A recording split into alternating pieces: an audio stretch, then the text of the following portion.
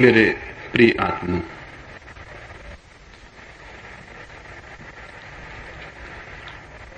बहुत से प्रश्न पूछे गए हैं।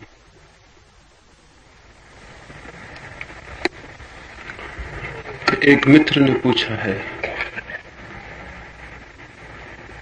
कि हम उन लोगों के प्रति तो प्रेमपूर्ण हो सकते हैं जो हमारे प्रति प्रेमपूर्ण हैं,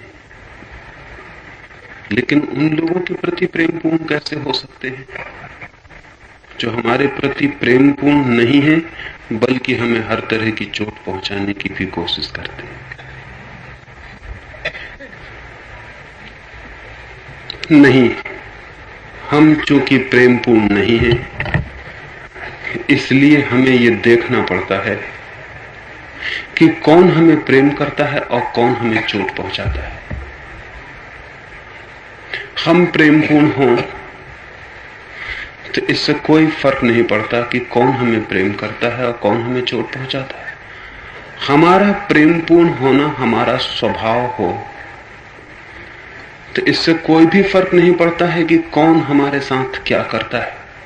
लेकिन हम प्रेमपूर्ण नहीं हैं।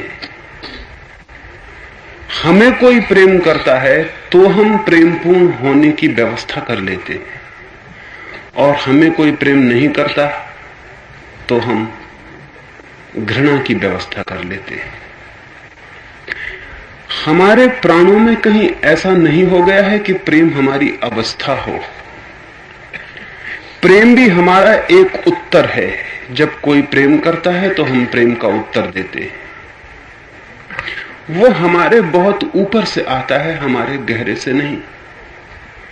हमारे गहरे से जब प्रेम आएगा तो इससे कोई भी फर्क नहीं पड़ता है कि कौन हमारे साथ क्या करता है, क्योंकि वो प्रेम ये नहीं मांगेगा कि तुम मेरे साथ प्रेम करो तो मैं प्रेम करूंगा। ऐसी कंडीशन, ऐसी शर्त प्रेम के साथ नहीं हो सकती। अभी हमारा प्रेम कहता है कि प्रेम दोगे तो हम प्रेम देंगे। अभी हमें प्रेम मिलता है तो अच्छा लगता है और उत्तर में हम प्रेम देते हैं। अगर प्रेम नहीं मिलता तो बुरा लगता है और उत्तर में हम प्रेम नहीं देते। जिस प्रेम की मैं बात कर रहा हूं, जब मन प्रेम की अवस्था में प्रवेश करता है तो हमें यह अच्छा नहीं लगता कि दूसरे प्रेम दें, हमें यही अच्छा लगने लगता है कि हम प्रेम दे रहे हैं। यह फर्क समझ लेना जरूरी है। जिसका हृदय प्रेम में प्रतिष्ठित हुआ है उसे प्रेम देना अच्छा लगता है, उसे प्रेम करना ही आनंद है। वो प्रेम दे पाता है, बस यही उसके भीतर एक खुशी और एक आनंद की घटना बन जाती है। प्रेम देने में ही वो आनंदित हो जाता है। जैसे बादल भर गए हैं और बरस जाते हैं और फूल खिल गया है और सुगंध बिखर जाती है और दिया जल गया और प्रकाश बढ़ जाता है, ऐसे ही जब प्राण प्रेम से भरते हैं तो प्रेम बढ़ना शुरू हो जाता है। जरूरत तब ये नहीं रह जाती कि कोई हमें प्रेम करे तब हम प्रेम देंगे। नहीं, प्रेम देने के अतिरिक्त कोई उपाय नहीं रह जाता है। तो वो जो हमारे सामने दुश्मन की तरह आके खड़ा हो जाएगा, उसे दिखाई पड़ेगा कि वो दुश्मन है, लेकिन प्रेमपूर्ण हृदय को नहीं दिखाई पड़ सकता कि कोई दुश्मन है। प्रेमपूर्ण हृदय को ऐसा ही दिखाई पड़ेगा कि कोई पागल है, कोई बीमार है, कोई रुग्ण है, कोई विक्षिप्त है। इस बेचारे को क्या हो गया है? मंसूर का नाम सुना होगा। मंसूर को सूली दी गई। 1,00,000 लोग इकट्ठे थे मंसूर को सूली पे लटकाते समय। लोग पत्थर फेंक रहे थे और गालियां दे रहे थे और मंसूर हंस रहा था। और जब सूली पे उसे लटकाया गया तो उसने हाथ जोड़े और परमात्मा से कहा कि देखते हो इन प्यारों को, ये सोच रहे हैं कि मुझे मार के मेरी हत्या करके ये तेरे प्यारे बन जाएंगे, लेकिन इन पागलों को कुछ भी पता नहीं कि ये क्या कर रहे हैं। लेकिन उसके शब्द जब वो कह रहा है ये पागल, जब वो कह रहा है ये बेचारे, तो इनके प्रति न तो क्रोध है न दुश्मनी है, बल्कि इनके प्रति भी कितना प्रेम है कि वो कह रहा है इन प्यारों को पता नहीं कि ये क्या कर रहे हैं। जीसस को सूली दी गई, सूली पर लटके वक्त उनसे कहा गया कि तुम्हें कुछ अंतिम बात कहनी है, तो जीसस ने कहा एक ही बात कहनी कि हे परमात्मा, इन सबको क्षमा कर देना, क्योंकि इन्हें पता नहीं है कि ये क्या कर रहे हैं।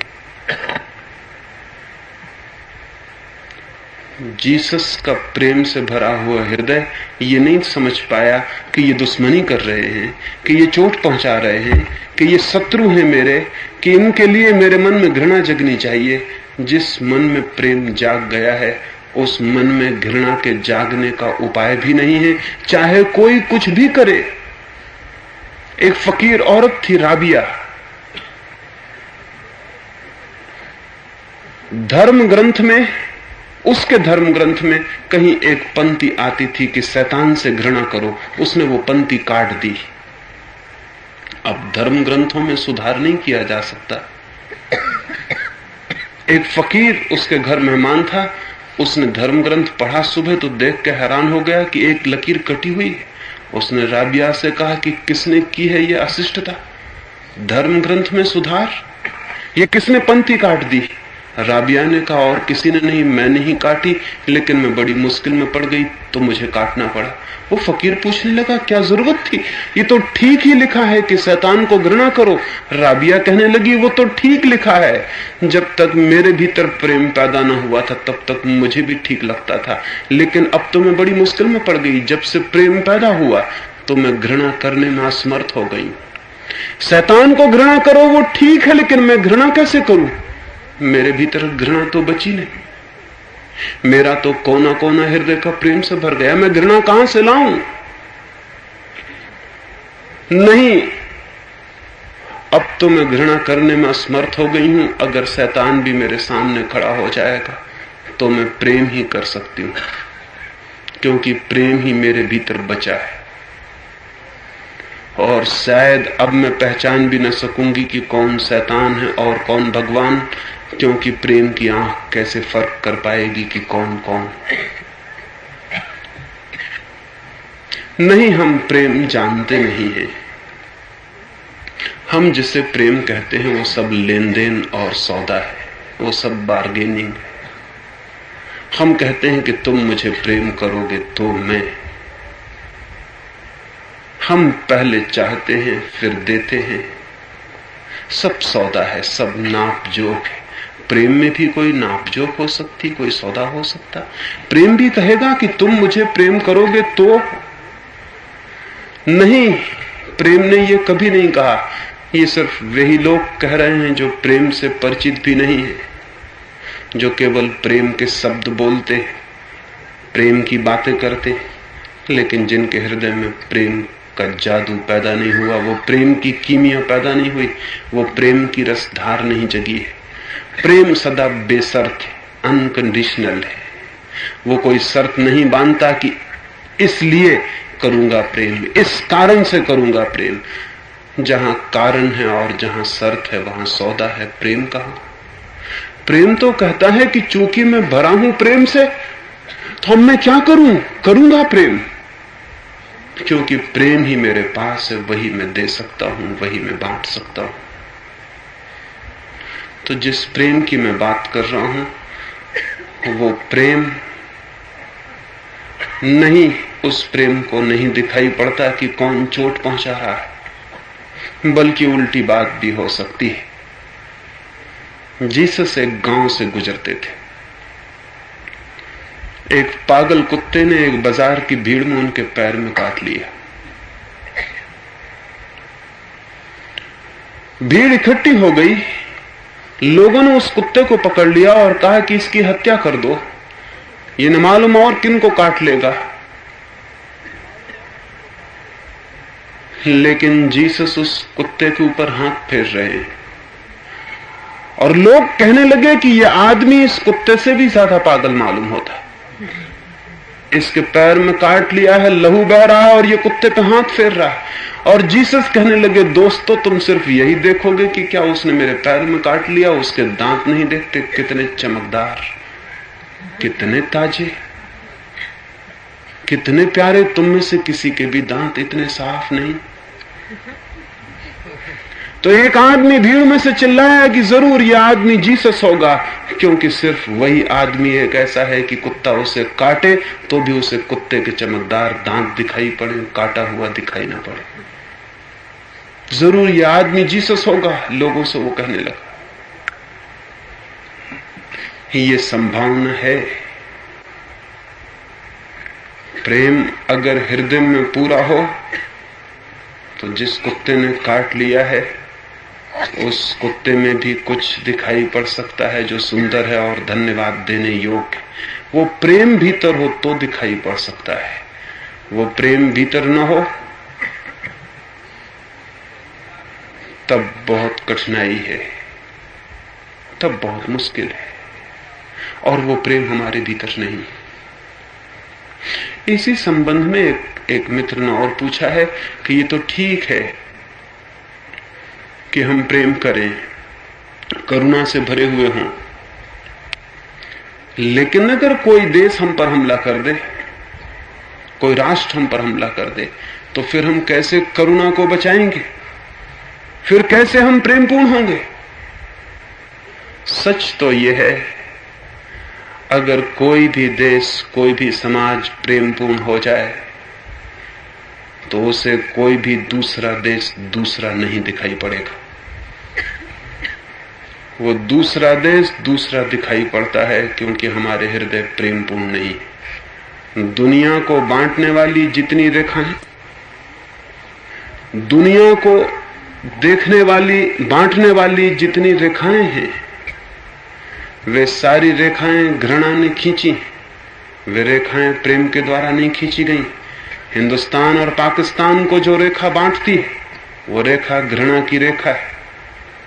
हिंदुस्तान को और चीन को जो रेखा बांटती है वो रेखा परमात्मा ने कहीं भी नहीं खींची है। पृथ्वी कहीं भी बटी हुई नहीं, चूंकि आदमी घृणा से भरा हुआ है इसलिए उसने पृथ्वी बांट ली। और ये जो घृणा के ठेकेदार हैं, राजनीतिज्ञ, ये जो घृणा का धंधा करते हैं, राजनीति के लोग, ये जो घृणा का व्यवसाय करते हैं और उसी पर जीते हैं, उनने सारी दुनिया को बांटकर तोड़ डाला है। दुनिया में जिस दिन प्रेम होगा उस दिन देश नहीं हो सकते। देश हैं क्योंकि प्रेम नहीं है। लेकिन फिर भी ये कहा जा सकता है कि हम प्रेम से भर गए हों, फिर भी तो कोई दूसरा हम पर हमला कर सकता है। ये भय भी चूंकि हमारे भीतर प्रेम नहीं है इसलिए मालूम पड़ता है। जिसके भीतर प्रेम नहीं है वो सदा भयभीत है, और जिसके भीतर प्रेम है वो अभय को, फियरलेसनेस को उपलब्ध हो जाता है। नहीं, वो भयभीत नहीं होता कि कोई हमला कर देगा। और बड़े मजे की बात है ये, हिंदुस्तान डरता है कि पाकिस्तान हमला न कर दे, और पाकिस्तान डरता है कि हिंदुस्तान हमला न कर दे। अमेरिका डरता है कि रूस तैयारी कर रहा है कहीं हमला न कर दे, रूस डरता है कि अमेरिका तैयारी कर रहा है कहीं हमला न कर दे। सारी दुनिया में लोग एक दूसरे से डरे हुए हैं। एक दूसरे से डरने के कारण वे घृणा को संजोते चले जाते हैं, युद्ध की तैयारी करते चले जाते हैं। और कोई भी ये नहीं कहता कि हम सारे लोग जब एक दूसरे से डरे हुए हैं तो बड़े पागल हैं, एक बार बैठ के निपटारा कर लें कि कोई किसी से ना डरे। क्योंकि जब एक दूसरे से डरना है तो उसका मतलब यह है, उसका सीधा मतलब यह है कि हम बिल्कुल पागल हैं। सारा रूस घबराया हुआ है अमेरिका से, सारा अमेरिका घबराया हुआ है रूस से। ये क्या पागलपन है? क्या इस 20वीं सदी में भी ये संभव नहीं हो पाया कि हम समझ लें कि किसी को किसी से घबराने की कोई जरूरत नहीं है? नहीं, इतना प्रेम भी हमारे भीतर नहीं है कि हम एक दूसरे को समझने को तैयार हो जाएं। दुनिया में राष्ट्र और देश हैं क्योंकि दुनिया में प्रेम नहीं है। प्रेम होगा तो न कोई राष्ट्र होगा, न कोई देश होगा, न कोई जाति होगी। प्रेम तो मिटा डालेगा सब बीमारियों को। लेकिन आज एकदम से तो सारा देश प्रेम से नहीं भर सकता है। पूछा जा सकता है कि कुछ लोग अगर प्रेम से भी भर जाएं और फिर भी कोई हमला हो तो वे क्या करेंगे? तो मेरा कहना है कि प्रेम से भी लड़ा जा सकता है। एक छोटी सी घटना बताऊं तो समझ में आ सके। मुसलमान खलीफा था उमर।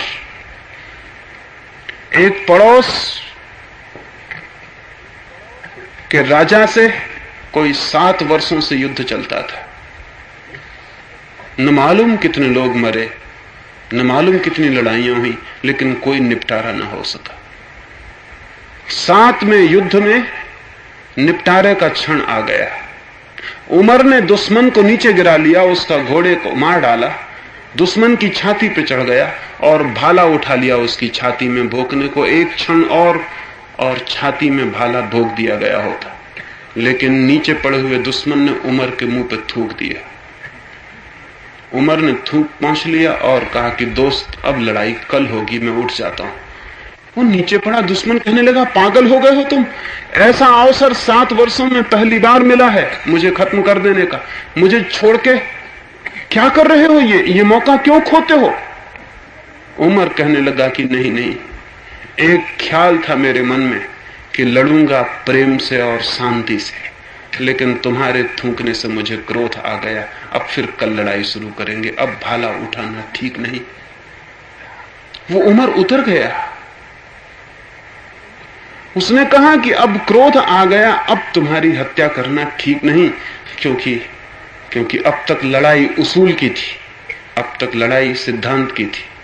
अब तक मुझे लगता था कि मैं उसके लिए लड़ रहा हूं जो सत्य है, लेकिन सत्य की लड़ाई तो प्रेम से की जा सकती है, क्रोध से नहीं।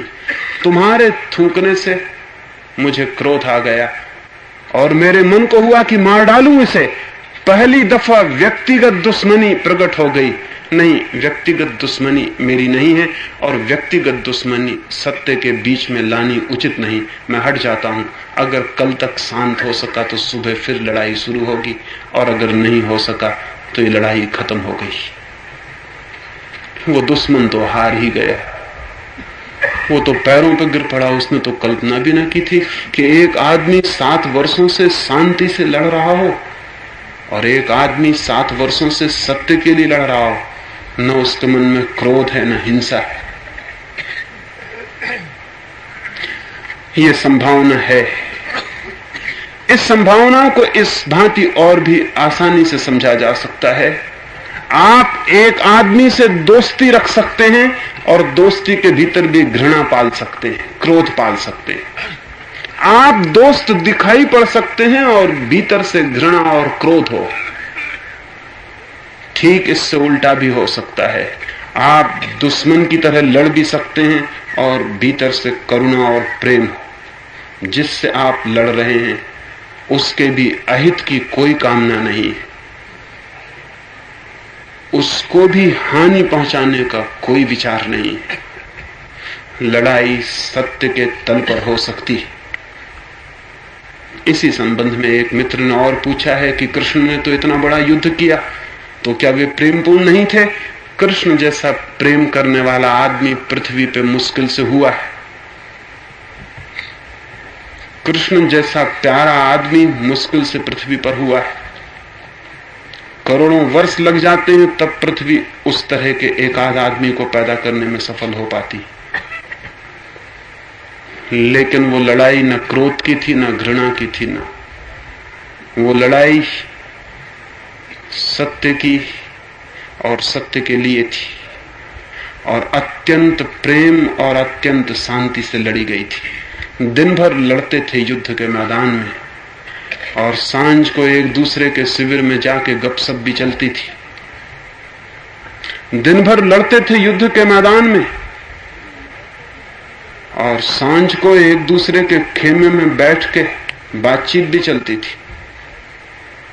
जिस भीष्म से लड़ाई चली, युद्ध समाप्त हो जाने पर भीष्म पड़े हैं मरणशैया पर, उससे ही पहुंच गए हैं। जो लड़े थे वे ही उपदेश लेने कि धर्म के संबंध में हमें कुछ उपदेश दे दे। अद्भुत लोग थे, बड़े गजब के लोग रहे होंगे।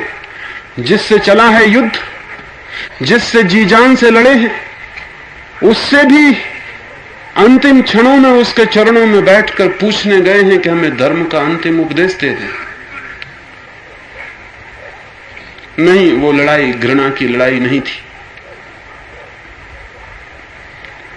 जब तक दुनिया में बुराई है, जब तक दुनिया में पाप है, जब तक दुनिया में असत्य और अधर्म है, तब तक जो शांत हैं, जो प्रेमपूर्ण हैं, उन्हें भी लड़ना पड़ेगा। लड़ना उनकी इच्छा नहीं है, हमेशा उनकी मजबूरी है, लेकिन उस लड़ाई में भी प्रेम को और करुणा को खो देने का कोई कारण नहीं। एक मेरे मित्र जापान से लौटे, वे वहां से एक मूर्ति खरीद लाए। वो मूर्ति उनकी समझ के बाहर उन्हें मालूम पड़ी, पर बहुत प्यारी लगी तो वे इस मूर्ति को ले आए। वे मूर्ति मेरे पास लाए और कहने लगे मैं इसका अर्थ नहीं समझा हूं, ये बड़ी अजीब मूर्ति मालूम पड़ती है। मूर्ति सच में ही अजीब थी। मैं भी देख के चौंका और मैं देख के खुशी और आनंद से भी भर गया। मूर्ति अद्भुत थी। वो मूर्ति थी एक सिपाही की मूर्ति, लेकिन साथ ही वो एक संत की मूर्ति भी थी। उस मूर्ति के एक हाथ में थी तलवार नंगी, और उस तलवार की चमक उस मूर्ति के आधे चेहरे पर पड़ रही थी, और वो आधा चेहरा ऐसा मालूम पड़ता था जैसे अर्जुन का चेहरा रहा हो। जैसे तलवार की चमक थी, वैसा ही वो आधा चेहरा जिस पर तलवार चमक रही थी, वो आधा चेहरा भी उतना ही चमक से भरा हुआ था, उतने ही शौर्य से, उतने ही ओज से, उतने ही वीर्य से। और दूसरे हाथ में उस मूर्ति के एक दिया था, और दिए की ज्योति की चमक चेहरे के दूसरे हिस्से पर पड़ती थी। वो दूसरा हिस्सा बिल्कुल ही दूसरा था। वो चेहरा ऐसा मालूम पड़ता था जैसा बुद्ध का रहा हो, इतना शांत, इतना मौन, इतना करुणा से भरा हुआ। और वो एक ही आदमी का चेहरा था, और एक हाथ में तलवार और एक हाथ में दिया। वो मेरे मित्र पूछने लगे, मैं समझा नहीं ये कैसा आदमी। मैंने कहा इसी आदमी की तलाश में दुनिया है हमेशा से। एक ऐसा आदमी चाहिए जो तलवार की तरह अडिग भी हो, जो तलवार की तरह ओज से भी भरा हो, समय पड़ने पर जो तलवार बन जाए, लेकिन उस आदमी के भीतर शांति का और करुणा का दिया भी हो। जिस आदमी के भीतर करुणा का और शांति का और प्रेम का दिया है, उसके हाथ में तलवार खतरनाक नहीं है, उसके हाथ में तलवार भी मंगल सिद्ध होगी। और जिस आदमी के भीतर क्रोध और घृणा का अंधकार है, उसके हाथ में तलवार भी ना हो, एक छोटा सा कंकड़ भी खतरनाक सिद्ध होने वाला है। आदमी भीतर कैसा है? अगर अशांत है तो उसके हाथ की शक्ति शैतान बन जाएगी, और अगर भीतर आदमी शांत है तो उसके हाथ की शक्ति सदा से भगवान के चरणों में समर्पित रही है। नहीं, उससे घबराने की जरूरत नहीं है कि आप शांत हो जाएंगे तो आप निर्वीर्य नहीं हो जाएंगे। शांत होने से वीर्य और ओजस बढ़ता है, कम नहीं होता, लेकिन एक फर्क पड़ जाता है। शांत आदमी का सारा ओज, सारी शक्ति सत्य के पक्ष में खड़ी होती है, असत्य के पक्ष में नहीं। शांत आदमी का सारा व्यक्तित्व धर्म के लिए समर्पित होता है, अधर्म के लिए नहीं। शांत आदमी का जो कुछ है वो सब परमात्मा के लिए समर्पित है। वो युद्ध में भी जा सकता है तो भी वो प्रार्थनापूर्ण हृदय से ही जाएगा, और अशांत आदमी मंदिर में भी जाता है तो प्रार्थनापूर्ण हृदय से नहीं। ये फर्क समझ लेना जरूरी है। शांत आदमी युद्ध के मैदान पर भी प्रेयरफुल होगा, वो प्रार्थना से भरा होगा। वो जिनसे युद्ध में खड़ा होना पड़ा है उसे मजबूरी में, एक नेसेसरी इविल की तरह, एक आवश्यक बुराई की तरह, वो उनके प्रति भी परमात्मा से, प्रार्थना से ही भरा हुआ होगा। वो उनकी सद्बुद्धि और मंगल के लिए भी प्रार्थना करता होगा। उसके हाथ में तलवार होगी लेकिन हृदय में प्रार्थना होगी। और अशांत आदमी मंदिर में माला लेके बैठा है तो भी उसके मन में सबके मंगल की कोई कामना नहीं। वो माला लिए बैठा है लेकिन उसके भीतर जो चल रहा है उसमें प्रार्थना जैसा कुछ भी नहीं है, प्रेम जैसा कुछ भी नहीं। नहीं, इससे बहुत भ्रांति में पड़ जाने की जरूरत नहीं है कि हाथ में क्या है। सवाल हमेशा यह है कि भीतर क्या है। शांत मनुष्य चाहिए, और शांत मनुष्यों के हाथ में शक्ति का कभी भी दुरुपयोग नहीं हो सकता है। शांत मनुष्यों के हाथ में शक्ति पहुंच जाए तो शायद बहुत जल्दी एक ऐसी दुनिया भी बन जाए जहां शक्ति के उपयोग की जरूरत भी न रह जाए। प्रेम और शांति हो तो राष्ट्र मिट जाएंगे, जातियां मिट जाएंगी, वर्ग मिट जाएंगे। प्रेम नहीं है, इसलिए सारी समस्या है।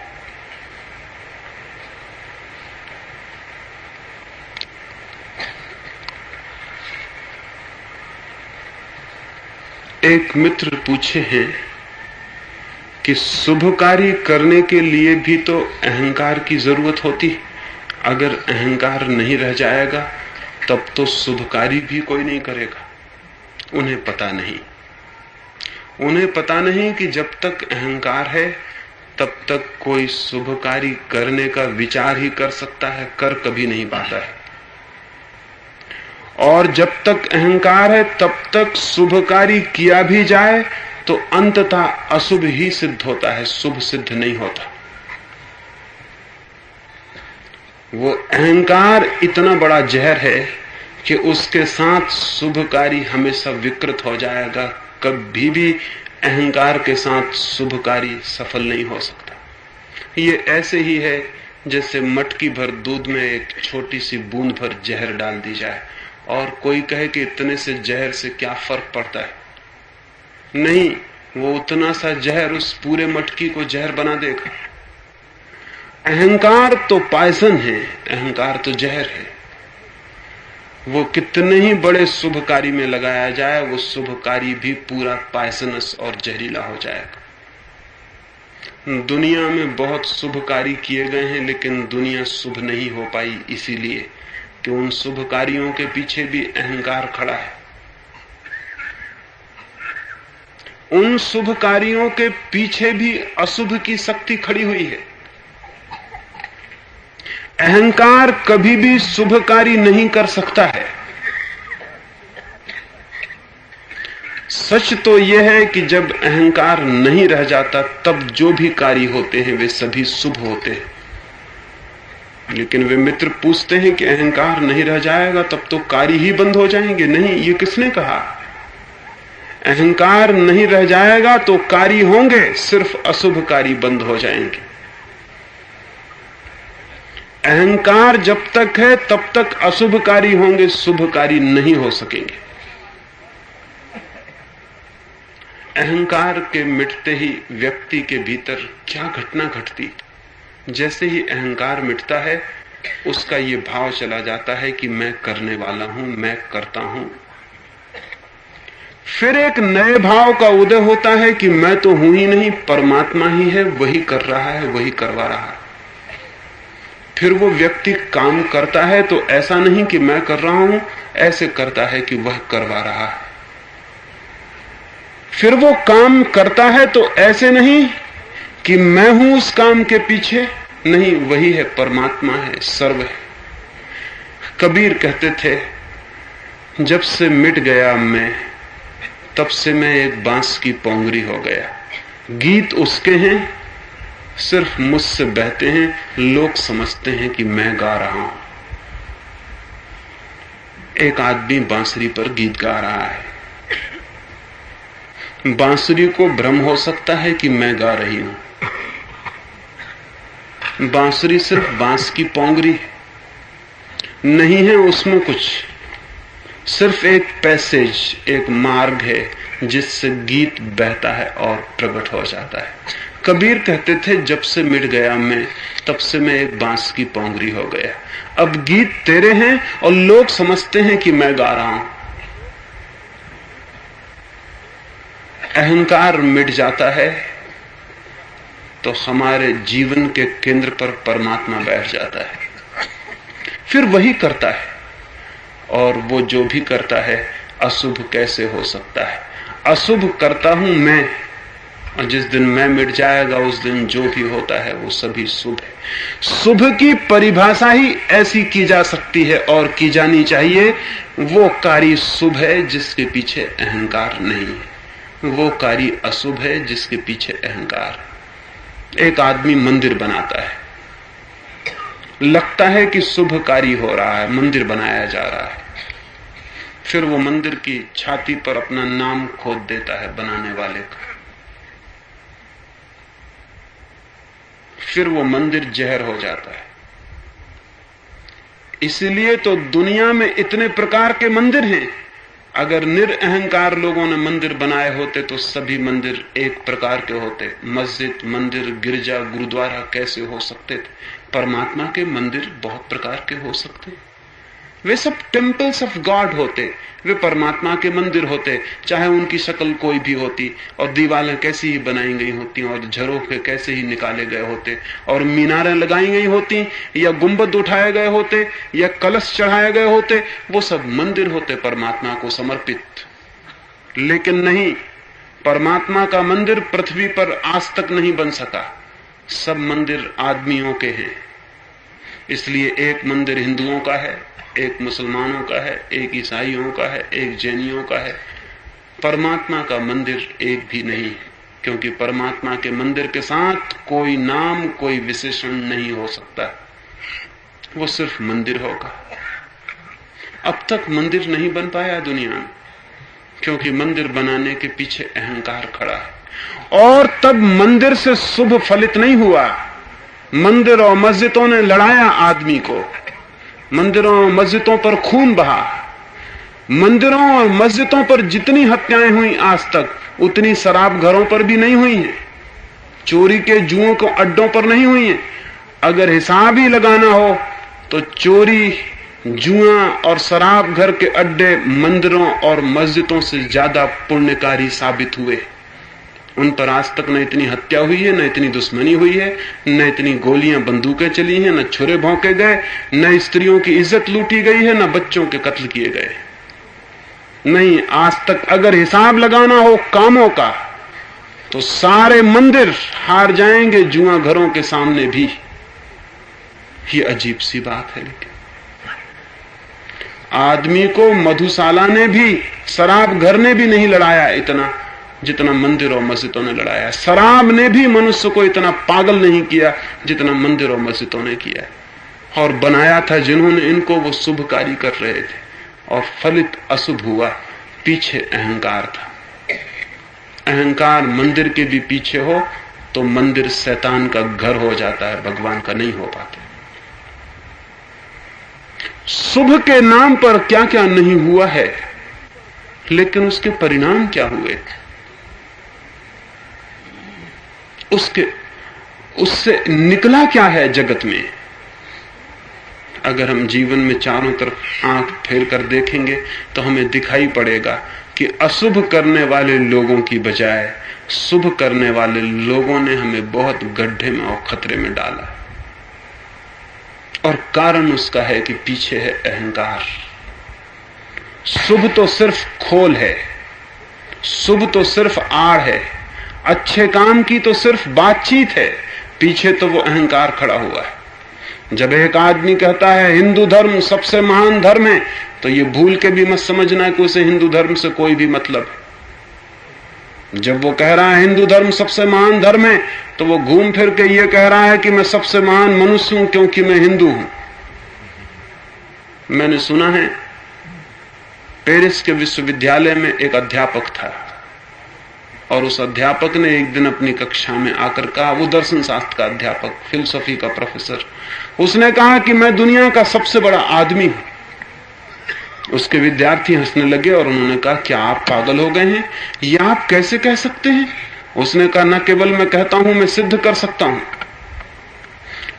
वो उठा और अपनी छड़ी को उठाकर उसने दुनिया के नक्शे पर रखा और कहा उन विद्यार्थियों से कि मैं पूछता हूं तुमसे, इस बड़ी दुनिया में सबसे श्रेष्ठ देश कौन सा है? वे बच्चे सभी फरासीसी थे, उन्होंने कहा फ्रांस। उसने कहा चलो एक बात तय हो गई, अब सारी दुनिया का सवाल खत्म, फ्रांस सर्वश्रेष्ठ है, ये तुम मानते हो? उन्होंने कहा मानते। उसने पूछा, अब मैं तुमसे पूछता हूं कि फ्रांस में सर्वश्रेष्ठ नगर कौन सा है? वे सारे बच्चे पेरिस के बच्चे थे और पेरिस के विश्वविद्यालय में पढ़ते थे। उन्होंने कहा पेरिस, इसमें क्या शक की बात है। तो उस प्रोफेसर ने कहा कि तब सिद्ध हो गया कि पेरिस दुनिया का सर्वश्रेष्ठ नगर है।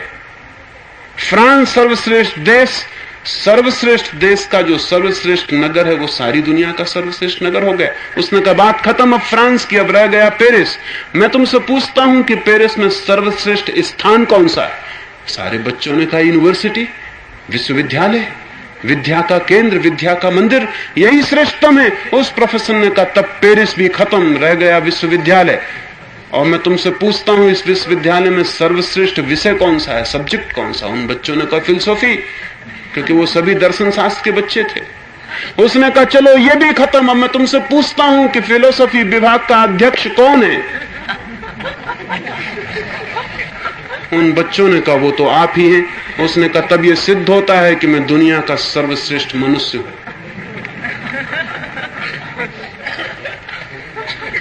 इतनी लॉन्ग रूट, इतना लंबा रास्ता आदमी अपने अहंकार को सिद्ध करने के लिए लेता है। कहता है भारत सबसे महान देश है। पीछे घूम फिर के पता लगाइएगा तो पता चलेगा चूंकि ये सज्जन भूल से भारत में पैदा हो गए, ये कहने के लिए कि मैं बहुत महान हूं, भारत तक को महान बनाए दे रहे। हिंदू धर्म महान है, मुसलमान धर्म महान है, इस्लाम महान है, ये सब अहंकार की घोषणाएं हैं।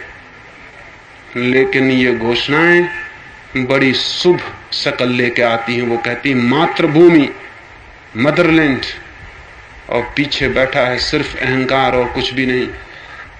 लेकिन मातृभूमि शब्द धोखे खड़ा कर देता है। लगता है कि कितना अच्छा आदमी है, मातृभूमि की बात कर रहा है, मदरलैंड की बात कर रहा है। और आपको पता है ये मदरलैंड और फादरलैंड की बात करने वाले लोग बड़े मिस्चीवियस, ये बहुत उपद्रवी है। हिटलर भी कहता है फादरलैंड, जर्मनी हमारी पृष्ठभूमि, ये हमारा पितृदेश। स्टेलिन भी वही कहता है, मुसोलिनी भी वही कहता है, तोजो भी वही कहता है। दुनिया के सब पागल यही कहते हैं, मेरी मातृभूमि। और हमको लगता है कि बड़ी ऊंची और अच्छी बात कह रहे हैं और खतरे में हमको उतार देते हैं। वो तत्क्षण खतरे में उतार देते हैं। अहंकार जहां है वहां शुभ असंभव है, लेकिन शुभ के वस्त्र ओढ़े जा सकते हैं और वस्त्र धोखा दे देते हैं। और स्मरण रखना चाहिए कि दुनिया में जितनी बेईमानी है वो हमेशा ईमानदारी के वस्त्र पहन के आती है। दुनिया में जितना असत्य है वो हमेशा सत्य के कपड़ों में छिपा रहता है। दुनिया में जितना अधर्म है वो हमेशा धर्म के टीका तिलक लगा के प्रकट होता है। दुनिया में जितना पाप है वो हमेशा पुण्य की शब्दावली में अपने को छिपाता है और ढांकता है। मैंने सुना है दुनिया बनी और परमात्मा ने सौंदर्य की देवी और कुरूपता की देवी को बनाया। वे दोनों पृथ्वी पर उतरती थीं। वे एक सरोवर के किनारे उतरी होंगी, धूल भर गई होगी आकाश से पृथ्वी तक आने में। उन्होंने अपने वस्त्र सरोवर के किनारे रखे और वे सरोवर में स्नान करने उतर गई। जब सुंदरता की देवी नहाने लगी नग्न होकर और थोड़े गहरे पानी में चली गई, तब उस कुरूपता की देवी ने बाहर निकल के जल्दी से सुंदरता की देवी के वस्त्र पहने और दौड़ना शुरू कर दिए। सुंदरता की देवी ने देखा, अरे वो कुरूपता की देवी तो भाग गई है और उसके वस्त्र भी ले गई। वो बाहर निकली लेकिन वो नग्न थी और सुबह होने लगी और लोग आने लगे। अब मजबूरी थी, वो कुरूपता के वस्त्र पड़े थे और कुछ भी न था। उसने वो कुरूपता के वस्त्र ही पहने कि जब तक वो न मिल जाए कुरूपता की देवी तब तक इन्हीं से काम चला लूं। वो उन वस्त्रों को पहन के दौड़ी उसके पीछे। सुनते हैं वो अब तक दौड़ रही, लेकिन वो वस्त्र बदल नहीं पाएगी, वो नहीं बदल पाएगी। कुरूपता सदा सौंदर्य का वेश लिए रहती है, अधर्म सदा धर्म की बातें करता रहता है। शैतान सदा मंदिरों में पुजारी होकर भर्ती हो जाते हैं। शुभ का नाम होता है, पीछे अहंकार होता है तो कभी शुभ फलित नहीं होता। लेकिन यह सच है कि चूंकि गलत चीजों के पास अपने पैर नहीं होते हैं, इसलिए हमेशा पैर उन्हें उधार मांगने पड़ते हैं। अहंकार को भी अगर अपनी घोषणा करनी हो तो उसे किसी शुभ कार्य के पीछे खड़े होकर घोषणा करनी पड़ती है। सीधे अहंकार की घोषणा को कौन सुनेगा, कौन मानेगा? तो वो अहंकार कहता है कि मैं एक मंदिर बनाऊंगा, भगवान का मंदिर। अहंकार कहता है मैं समाज की सेवा करूंगा। अहंकार कहता है कि मैं दरिद्रों को भगवान मानता हूं, दरिद्र नारायण मानता हूं, मैं उनके पैर धोऊंगा। अहंकार खोजता है अच्छे अच्छे शब्द, अच्छा अच्छा ढंग, और पीछे स्वयं खड़ा हो जाता है और प्रतिष्ठित होता है। सारा शुभ कार्य अहंकार के कारण पाखंड हो गया है। नहीं, इस भूल में भूल के भी मत पड़ जाना कि अहंकार के रहते शुभ कार्य हो सकता है। रह गई दूसरी बात कि अहंकार के चले जाने पर हम कुछ करेंगे क्या? नहीं, आप कुछ भी नहीं करेंगे, क्योंकि आप तो गए। अहंकार ही तो आप थे, आप गए। आप कुछ नहीं करेंगे, लेकिन कुछ होगा, और वो होना आपसे नहीं होगा, वो होना परमात्मा से होगा। सारा जगत चल रहा है और आदमी सोचता है कि सिर्फ अहंकार की वजह से मैं चल रहा हूं। आप पैदा हुए तो आपके अहंकार ने आपके पैदा होने में कौन सा हाथ बटाया? आप बच्चे थे, जवान हो गए। आप खाना खाते हैं, खाना पचता है, खून बन जाता है, रग रेशे में पहुंच जाता है। वैज्ञानिक कहते हैं कि अगर खाने को पचाने के लिए हम कोई मशीन बिठाएं तो इतना बड़ा कारखाना बनाना होगा और इतनी मेहनत करनी पड़ेगी, और एक आदमी चुपचाप दिन रात खाना पचाता है, खून बनाता है, और कुछ पता भी नहीं चलता, कहीं कोई शोरगुल भी नहीं, फैक्ट्री की कोई आवाज भी नहीं। उस आदमी को भी पता नहीं चलता कि रोटी कब खून बन गई, कैसे खून बन गई।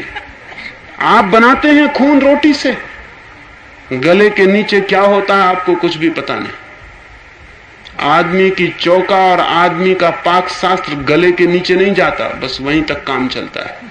फिर नीचे क्या होता है उसका हमें कुछ भी पता नहीं। जैसे वृक्ष की जड़ें जमीन के नीचे अंधकार में चुपचाप काम करती रहती हैं, वैसा ही मनुष्य का पूरा व्यक्तित्व चुपचाप काम कर रहा है। सब हो रहा है, लेकिन अहंकार बीच बीच में कहता है कि मैं ये कर रहा हूं, मैं ये कर रहा हूं। जहां जहां वो जोड़ देता है कि मैं ये कर रहा हूं, वहीं अशुभ की छाया पड़ जाती। जहां अहंकार की छाया पड़ती, वहीं जहर फैल जाता है। नहीं, बुद्ध या महावीर जैसे लोग निष्क्रिय नहीं हो जाते, बल्कि साधारण लोगों से ज्यादा सक्रिय हो जाते। लेकिन उन्हें ऐसा नहीं लगता कि हम कुछ कर रहे हैं, उन्हें लगता है कि हो रहा है। डूइंग का ख्याल नहीं रह जाता, हैपनिंग का ख्याल आ जाता है। चीजें हो रही हैं, कर की नहीं जा रही, कर नहीं रहे हैं हम।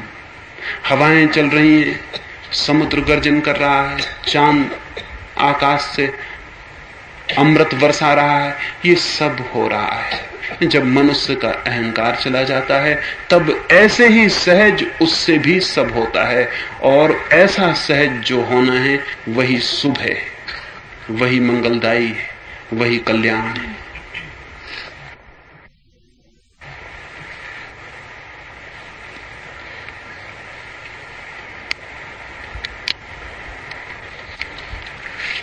एक मित्र ने पूछा है कि ध्यान में पूछते हैं हम मैं कौन हूं,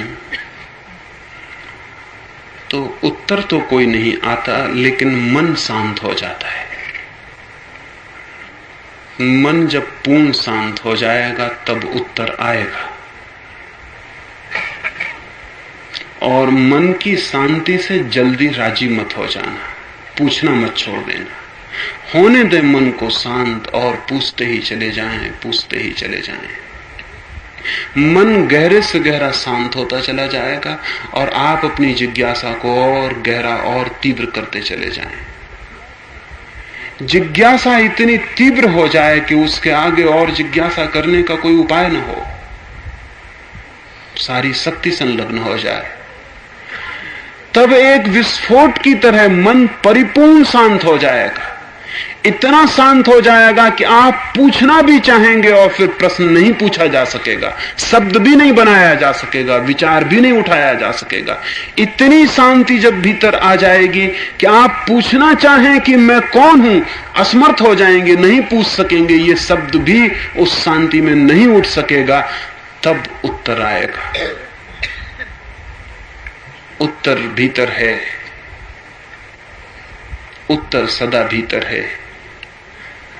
ये कैसे हो सकता है कि हम हैं और हमें यह भी पता ना हो कि हम कौन हैं, हम और यह भी पता ना हो कि हम कौन हैं? ये कैसे हो सकता है? ये तो असंभव है। हम जानते होंगे किसी गहरे तल पर कि हम कौन हैं, और अगर हम ही ना जानते होंगे गहरे तल पर, तो फिर तो जानने का कोई उपाय नहीं। फिर कोई और कैसे जानता होगा? फिर और कोई कैसे जानेगा अगर मैं ही नहीं जान सकूंगा कि मैं कौन? लेकिन बहुत गहरे में छुपा है वो राज, वो सीक्रेट बहुत गहरे में। समुद्रों की गहराइयां बहुत कम है। वे कहते हैं पैसिफिक कोई 5 मील गहरा है, वहां सूरज की किरण भी नहीं पहुंचती। ये हमारा सागर भी कोई कम गहरा नहीं, वो भी कोई 3-3.5 मील तक गहराई पर है, वहां भी सूरज की किरण नहीं पहुंचती। लेकिन ये गहराइयां कुछ भी नहीं है, इनसे भी गहरी जगह है हमारे भीतर, और वहां तक प्रश्न को पहुंचाना है। सागर तो आखिर पानी है, कितना गहरा हो सकता है बेचारा। मनुष्य है चैतन्य, कॉन्शसनेस, चेतना का सागर है, वो कितना गहरा हो सकता? अतल गहराई है वहां चेतना की। उस अतल गहराई तक ले जाना है प्रश्न को, गहरे गहरे गहरे उतारते चले जाना है उस प्रश्न को गहरे खड्ड में। जब आखिरी जगह पहुंच जाएगा प्रश्न, तो तीर की तरह वो उस जगह को छेद देगा जहां छिपा है राज, और वो राज बहना शुरू हो जाएगा ऊपर की तरफ। निश्चित ही जाना जा सकता है कि कौन हूं मैं, लेकिन बहुत मजे हैं उस जानने के भी। पूछना तो हम यही शुरू करते हैं कि मैं कौन हूं, लेकिन जब आप जानेंगे तो आप पाएंगे मैं तो हूं ही नहीं, कुछ और ही है।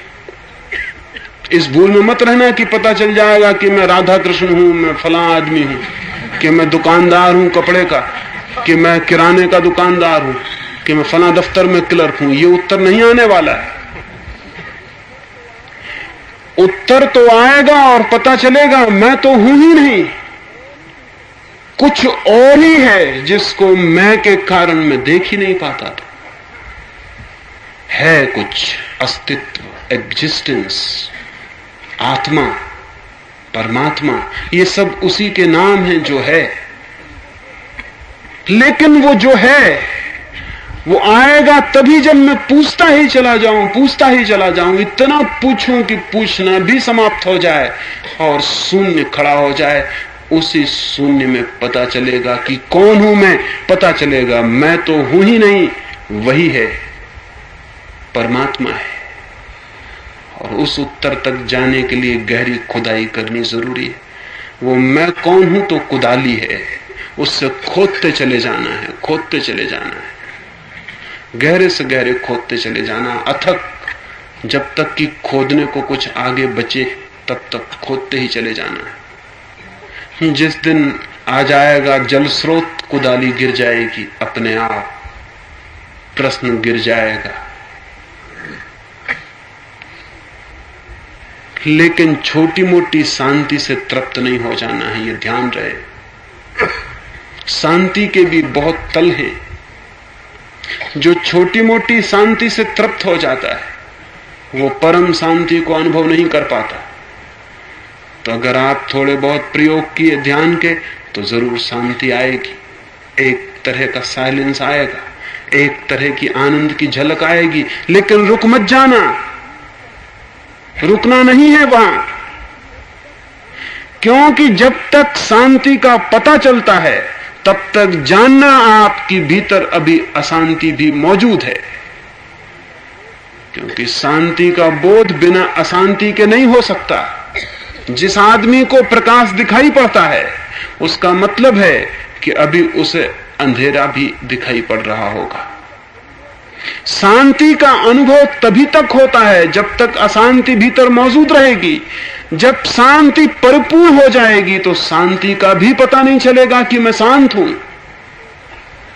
आदमी को स्वास्थ्य का भी पता तभी तक चलता है जब तक बीमारी पीछे लगी हो। जब बीमारी बिल्कुल न रह जाए तो स्वास्थ्य का भी पता नहीं चलता कि मैं स्वस्थ हूं। आप हैरान होंगे, पता हमेशा बीमारी का चलता है, स्वास्थ्य का कोई पता चलता है? बीमारी होती तो पता चलता है कि स्वास्थ्य गड़बड़ है। स्वास्थ्य अगर पूरा हो तो पता ही नहीं चलेगा कि मैं स्वस्थ हूं। ये भाव बीमार आदमी को पैदा होता है कि मैं स्वस्थ हूं। स्वस्थ आदमी को पता ही नहीं चलता कि मैं स्वस्थ हूं। पूर्ण शांति जब आएगी तो पता भी नहीं चलेगा कि मैं शांत हूं, क्योंकि अशांति ही खत्म हो गई तो पता कैसे चलेगा? स्कूल में मास्टर लिखता है, काले तख्ते पर सफेद लकीरों से लिखता है, सफेद दीवार पर नहीं लिखता। सफेद दीवार पर लिखेगा तो पता ही नहीं चलेगा कि क्या लिखा। काले तख्ते पर लिखना पड़ता है सफेद लकीरों से, तो सफेद लकीरें दिखाई पड़ती। जब तक भीतर अशांति का काला पर्दा है तब तक थोड़ी बहुत शांति आएगी तो दिखाई पड़ेगी। अशांति के काले तख्ते पर शांति की सफेद रेखाएं दिखाई पड़ेंगी। काले घनघोर बादलों में बिजली चमकती हुई दिखाई पड़ती। लेकिन जब पीछे का तख्ता पूरा ही गिर जाएगा तो कहां दिखाई पड़ेगी शांति, कहां दिखाई पड़ेंगे सफेद अक्षर? नहीं, उस तल पर जहां पूरी शांति है शांति का भी पता नहीं। इतनी अशांति भी वहां नहीं है कि पता चले कि मैं शांत हूं। यह पता चलना कि मैं शांत हूं अशांत चित्त का हिस्सा है, यह अशांत चित्त का ही अनुभव है। वहां तो ये अनुभव भी नहीं रह जाता। जहां पूर्ण विराम है वहां कोई अनुभव भी नहीं है, वहां कोई एक्सपीरियंस भी नहीं है। वहां तो कुछ है जो बस है, उस तक पहुंचना है। इसलिए छोटी मोटी शांति से तृप्त नहीं हो जाना। धार्मिक लोग जिन्हें हम कहते हैं वे बड़ी छोटी मोटी शांति से तृप्त हो जाते हैं। एक आदमी माला फेर लेता है, एक आदमी राम राम जप लेता है, एक आदमी कुछ कर लेता है, थोड़ा सा मन हल्का लगता है, शांत लगता है, फिर निश्चिंत हो जाता है कि चलो हो गई उपलब्धि, पहुंच गए परमात्मा तक। इतना सस्ता नहीं है परमात्मा तक पहुंच जाना, बड़ी अनंत यात्रा है, इटर्नल जर्नी है, बहुत अंतहीन यात्रा है। वहां प्रारंभ है, अंत है नहीं। उस पर हर शांति के तल पर फिर खोज करनी है और उस क्षण तक खोज करते चले जाना है जहां शांति का भी पता नहीं रह जाएगा। रामकृष्ण कहते थे, एक सागर के किनारे जैसे हम इकट्ठे हो गए, एक बार एक मेला लगा, सागर का तट और बहुत भीड़ और बड़ा मेला। दो नमक के पुतले गांव में निवास करते थे। गांव गांव में नमक के पुतले निवास करते हैं, ऐसे तो हर आदमी नमक का पुतला ही है। वो दोनों नमक के पुतले भी उस मेले में चले गए। अब मेलों में कोई अच्छे आदमी जाते हैं, नमक के पुतले ही जाते हैं। चले गए वो दोनों मेलों में। वहां भीड़ भाड़ समुद्र के किनारे खड़े हो गए। कई लोग सोचते थे, पूछते थे, समुद्र कितना गहरा है। नमक के पुतलों को जोश चढ़ गया। जितना कच्चा पुतला होता है उतने जल्दी जोश में आ जाता है। वो नमक के पुतले बोले कि ठहरो, क्या बकवास करते हो, क्या खोजबीन करते हो, हम कूद के अभी जाते हैं और पता लगा आते हैं। एक नमक का पुतला कूद गया। फिर भीड़ इकट्ठी हो गई वहां। वो राह देखने लगे कि लौटो लौटो, लेकिन उसका कोई पता न चले। वो लौटे ही नहीं। अब नमक का पुतला सागर में जाए तो लौटे कैसे? वो तो गया गया गया और बिल्कुल गया हो गया, नीचे तो पहुंच ही नहीं पाया, पिघला और खो गया। थाह तो मिली नहीं, थाह के पहले खुद ही मिट गया। अब वे बहुत प्रतीक्षा करते रहे, बहुत प्रतीक्षा की उन्होंने। फिर मेला उजड़ गया। फिर लोग घर घर चले गए और सोचते ही चले गए कि उस नमक के पुतले का क्या हुआ, वो लौटा नहीं, क्या मर गया, गया कहां, खो कहां गया? नमक का पुतला सागर में खोजने जाएगा तो लौटेगा बचकर। आदमी परमात्मा में खोजने जाएगा तो लौटेगा बचकर। जैसे नमक से बना है सागर, उसका ही पुतला है। फिर सागर में गिरा, फिर नमक खो गया। आदमी बना है परमात्मा से, गया खोजने, खो गया। कहां शांति कहां अशांति, गया स्वयं भी गया। कबीर कहते थे, खोजत खोजत री सखी रहा कबीर हिराई। खोजने गया था सखी, खोजने गया था परमात्मा को, लेकिन खोज मोज तो कुछ ना हुई, कबीर ही खो गया। गया था खोजने, खो गया खुद। और फिर बड़ी मुश्किल हो गई। बूंद समानी समुद्र में सोकत हेरी जाई। अब वो बूंद गिर गई समुद्र में, वो कबीर की बूंद गिर गई परमात्मा में। अब कहां खोजो उसे कि वो बूंद कहां गई। कबीर पहले ये गाते थे बार बार, ये दो पंक्तियां कि हेरत हेरत हे सखी रहा कबीर हिराई, बूंद समानी समुद्र में सोकत हेरी जाई। फिर कुछ वर्षों के बाद उन्होंने थोड़ी बदलाहट कर दी, और बदलाहट बड़ी अद्भुत थी। पहली पंक्ति तो वही रही, वो वही गाते रहे कि हेरत हेरत री सखी रहा कबीर हिराई। दूसरी पंक्ति उन्होंने बदल दी। पहले वो कहते थे बूंद समानी समुद्र में सोकत हेरी जाई, फिर बाद में कहने लगे समुद्र समाना बूंद में सोकत हेरी जाए। वो समुद्र ही बूंद में समा गया। अब तो और मुश्किल हो गई। बूंद समुद्र में गिर गई थी तो कभी कल्प में खोज भी सकते थे, लेकिन ये तो और मुश्किल हो गई। पहले तो पता चला था कि बूंद समुद्र में गिर गई, बाद में पता चला ये तो बड़ी उलझन हो गई, बूंद में ही समुद्र गिर गया। अब तो बहुत मुश्किल हो गई, अब कैसे खोजा जाए। खो गया कबीर खोजते खोजते। जो भी खोजने जाता है खो जाता है। नहीं बचता मैं वहां, नहीं बचती शांति, नहीं बचता आनंद, नहीं बचता कुछ। फिर जो बच रहता है वही है सत्य, वही है परमात्मा, वही है प्रभु।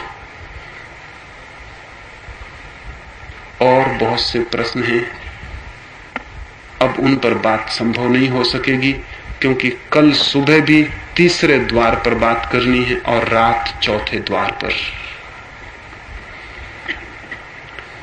अब हम रात्रि के ध्यान के लिए बैठेंगे।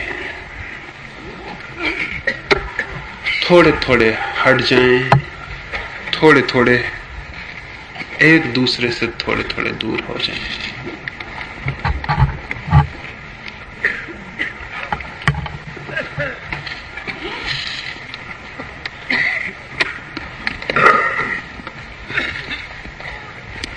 नहीं, बातचीत जरा भी नहीं।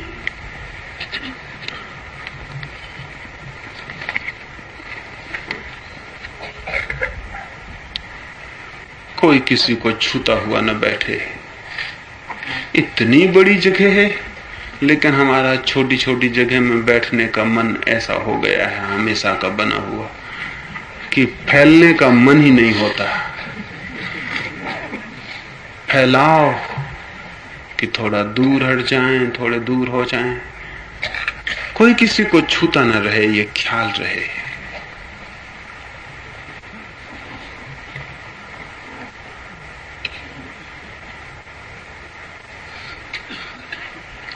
इतनी प्यारी रात, इसमें जरूर बहुत गहरे जाना चाहिए।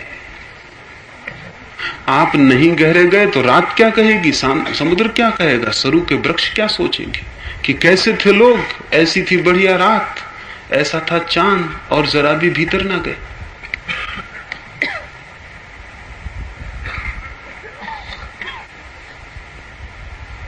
सबसे पहले शरीर को आराम से बिठा लें, फिर आंख बंद करनी हो तो बंद कर लें, आधी खोलनी हो तो आधी खोलें, जैसा मन हो। शांत बैठ जाएं।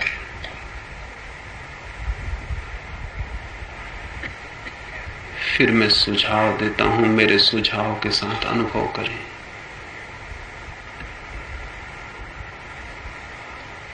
अनुभव करें शरीर शिथिल हो रहा है और बिल्कुल ढीला छोड़ते जाएं, अनुभव के साथ ही शरीर को, जैसे शरीर में कोई प्राण ही नहीं। छोड़ दें, बिल्कुल छोड़ दें। शरीर शिथिल हो रहा है, शरीर शिथिल हो रहा है। छोड़ दें, अपने को पकड़े रखने की जरूरत क्या है, संभाल लेगा परमात्मा। शरीर शिथिल हो रहा है, शरीर शिथिल हो रहा है, शरीर शिथिल हो रहा है। इतनी शांत रात है, छोड़ दें, शरीर भी पिघल जाए और हो जाए चांदनी के साथ एक। शरीर शिथिल हो रहा है, शरीर शिथिल हो रहा है। छोड़ दें, मिट जाने दें, चांदनी के साथ हो जाने दें एक। शरीर शिथिल हो रहा है, शरीर बिल्कुल शिथिल और शांत होता जा रहा है, जैसे हो ही नहीं। कहां है शरीर, जैसे है ही नहीं। शरीर शिथिल हो गया, शरीर शिथिल हो गया। श्वास भी छोड़ दें, आए अपने से, जाए अपने से, न लें न छोड़ें, हो जाएगी धीमे अपने आप। श्वास शांत और शिथिल हो रही है, श्वास शांत और शिथिल हो रही, श्वास भी शांत होती जा रही, श्वास शांत हो रही, श्वास शांत हो रही, श्वास शांत हो रही। श्वास भी हो गई शांत, श्वास भी हो गई मौन।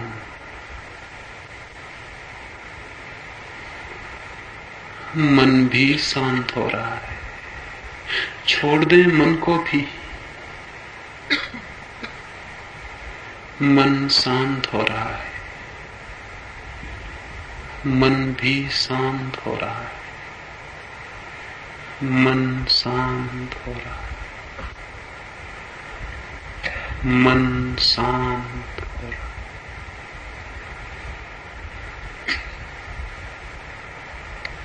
मन शांत हो रहा है। गिर जाने दें बूंद मन की सागर में, मन शांत हो रहा, मन शांत हो गया, सब शांत हो गया। हम भी हो गए इस तट के एक हिस्से, चांद की चांदनी के साथ एक, वृक्षों के साथ एक, सागर के गर्जन के साथ एक। मिट गए हम, रह गई शांति, सब शांत हो गया। अब 10 मिनट के लिए डूबते जाएं इस शांति में, गहरे से गहरे। सुनाई पड़ेगी सागर का गर्जन, हवाएं वृक्षों को कपाएंगी तो सुनाई पड़ेगा। सुनते रहें चुपचाप, जैसे निर्जन घर में कोई आवाज गूंजती हो। ऐसे हम भी हो गए खाली, गूंजेगी आवाज चली जाएगी, आएगी आवाज गूंजेगी भीतर चली जाएगी। हम तो है नहीं, घर तो खाली है। एक खाली निर्जन मंदिर में आवाज गूंजती हो। ऐसे 10 मिनट के लिए चुपचाप सुनते रह जाएं। सुने, सागर चिल्लाता है।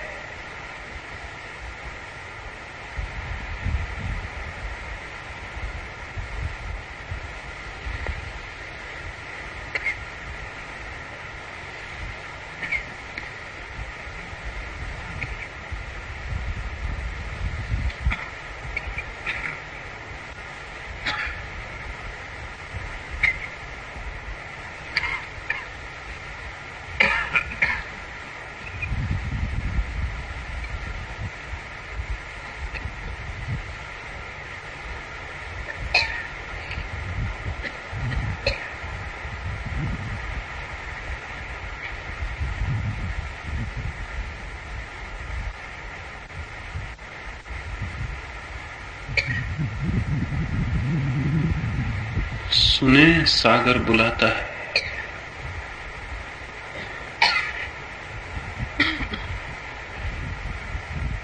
सुनते रहें, सुनते रहें। सुनते ही सुनते मन शांत हो जाए। सुने,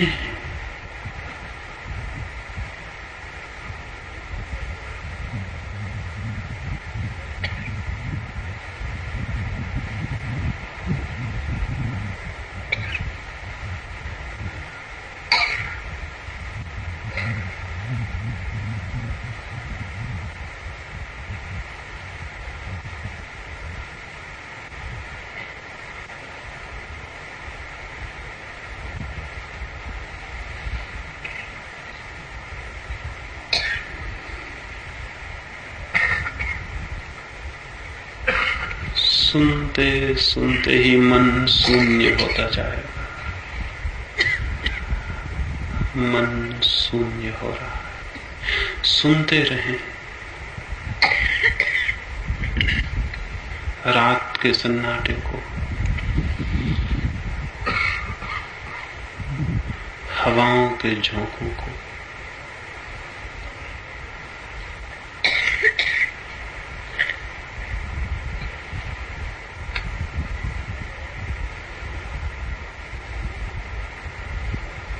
सुने सागर का गर्जन भीतर तक पहुंच जाएगा। उसकी लहरें भीतर तक टकराने लगेंगी। सुने,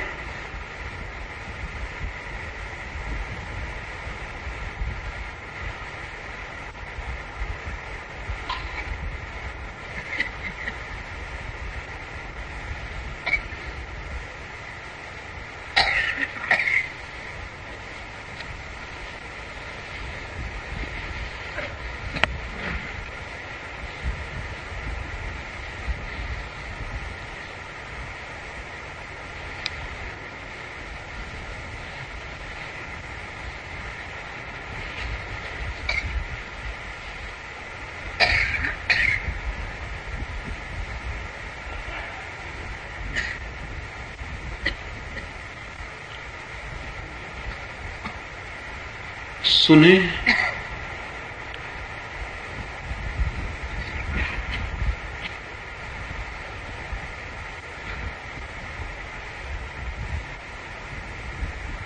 मन शांत हो रहा है। मन गहरे शून्य में उतर रहा है।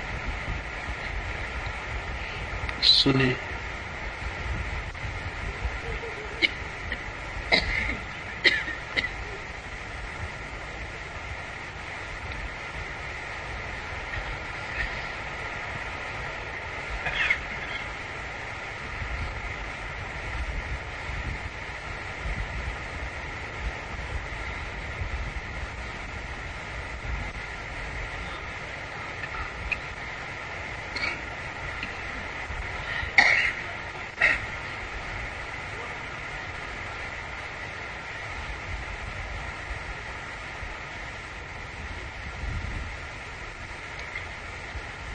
मन शांत होता जा रहा है। मन शून्य हो रहा है। गूंजती है आवाज, लौट जाती है। मन शून्य हो गए। सुने,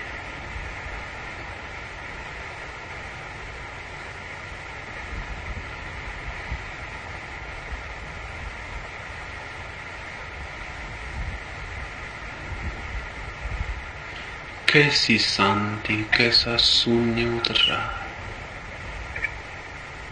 कैसी शांति उतर रही है।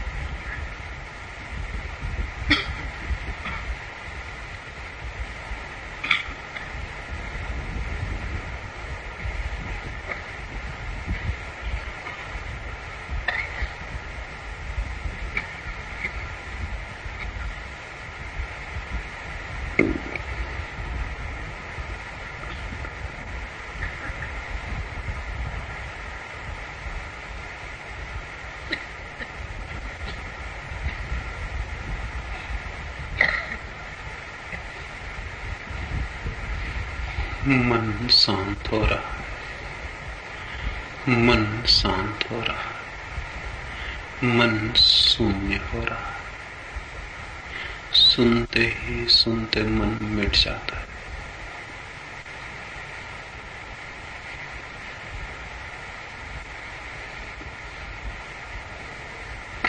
मिट गए आप, रह गई रात, रह गया सागर, रह गया चांद।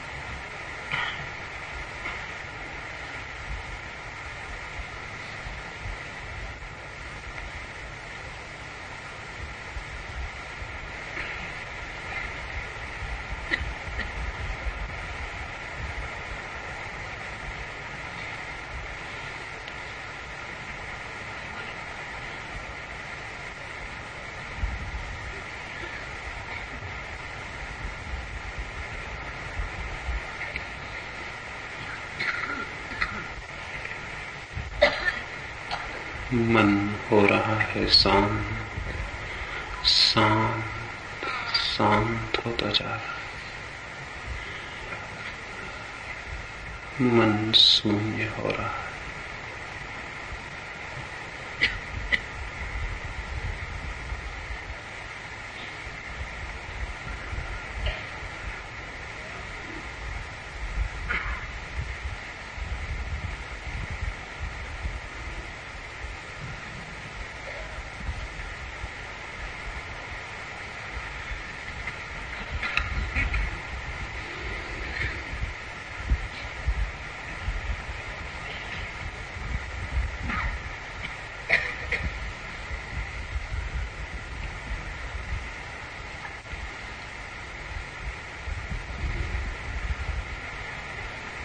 सुने, सुनते रहें, सुनते जाएं, सुनते ही सुनते मन शांत होता जाता है।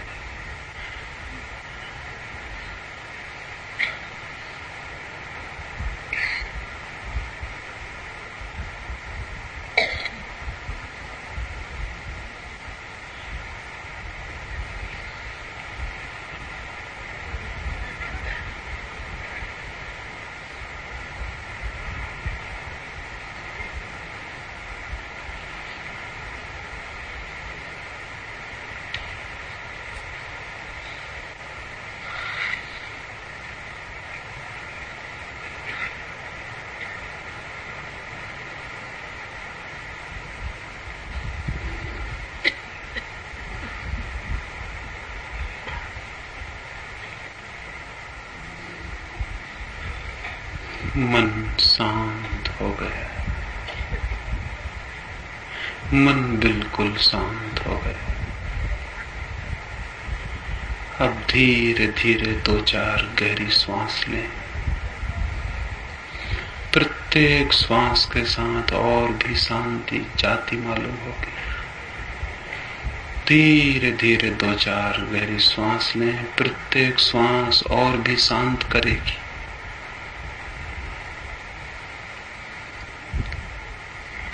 फिर धीरे धीरे आंख खोलें।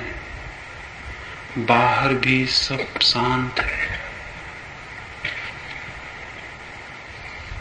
बाहर भी सब मौन है।